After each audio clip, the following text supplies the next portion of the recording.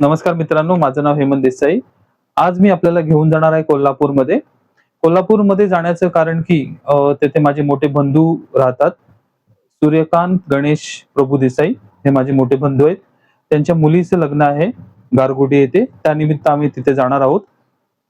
कोल्हापूर शहर कोल्हापुरामध्ये आम्ही येऊन स्थायिक झालो. आमचे वंशज येऊन स्थायिक झाले. आमचं तसं मूळ गाव कुडाळ, सिंधुदुर्ग जिल्हा.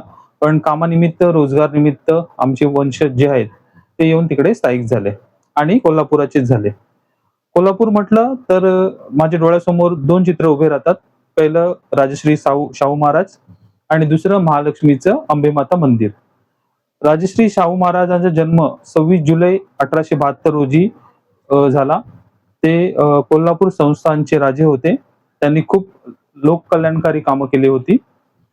खूप सारी अशी कामं त्यांनी करून केलेली होती. त्यामुळे त्यांना एक उपाधी भेटली, राज प्लस ऋषी म्हणजे राजश्री. राजश्री ही त्यांना उपाधी भेटली.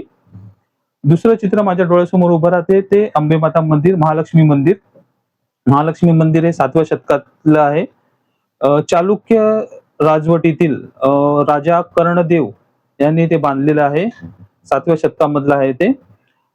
खूप छान मंदिर आहे महालक्ष्मी मंदिर. अंदाजे लगभग 2000 वर्ष लगभग त्याला झालेले आहे. खूप छान मंदिर आहे महालक्ष्मी मंदिर. त्यामुळे कोल्हापूर शहर एक ऐतिहासिक कारणानेही खूप छान कोल्हापूर शहर खूप छान आहे. पुन्हा भेटूया. नमस्कार.